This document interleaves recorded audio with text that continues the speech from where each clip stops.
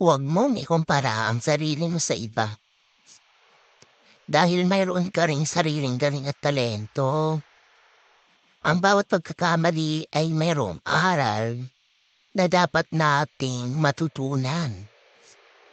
Ang buhay ay isang paglalakbay. Kailangan matuto sa bawat hakbang na iyong ginagawa. Ang bawat pagkakamali ay maaaring maging pagkakataon upang mas magpakatatag. Sa bawat pag-akyat ng hagdan, kailangan mong maglakad ng matatag. Huwag mong pababayaan ang iyong mga pangarap dahil ito ang magbibigay ng inspirasyon at motibasyon sa iyong buhay. Huwag mong maliitin ang iyong kakayahan dahil sa bawat tao ay mayroong galing na dapat ikalat sa mundo. Sa bawat pagsubok at hamon na ating kinakaharap, kailangan natin ng lakas ng loob at positibong pananaw upang malampasan ang mga ito. Huwag kang mag-alala kung hindi mo pa nakakakamit ang iyong pangarap. Basta't patuloy kang lumalaban, darating din ang tagumpay. Ang pag-asa ay maaaring maging liwanag sa gitna ng dilim. Kapag mayroon kang determinasyon, walang imposible. Ang pagiging totoo sa sarili ay ang unang hakbang upang makamit ang tunay na kaligayahan. Huwag mong isuko ang iyong mga pangarap dahil ito ang magbibigay ng saysay sa iyong buhay.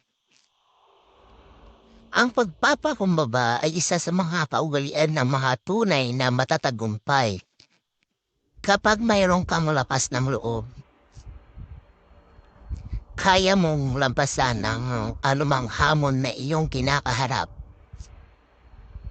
Kapag mayroon kang layunin, kailangan mong matyaga at magpakatatag upang makamit ito.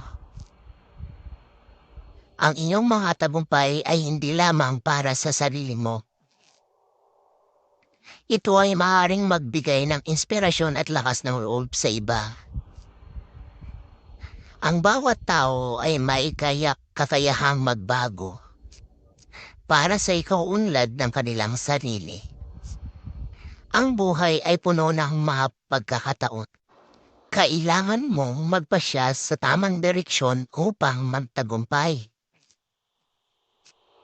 Kapag mayroon kang pangarap, kailangan mong magtiwala sa proseso at magtiyaga hanggang sa maabot mo ang iyong layunin.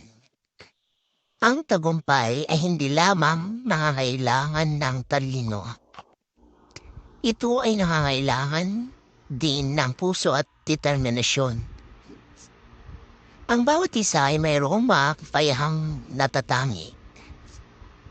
Kailangan mong hanapin ito at gamitin para sa iyong tagumpay. Kaya ikaw na nagbabasa nito,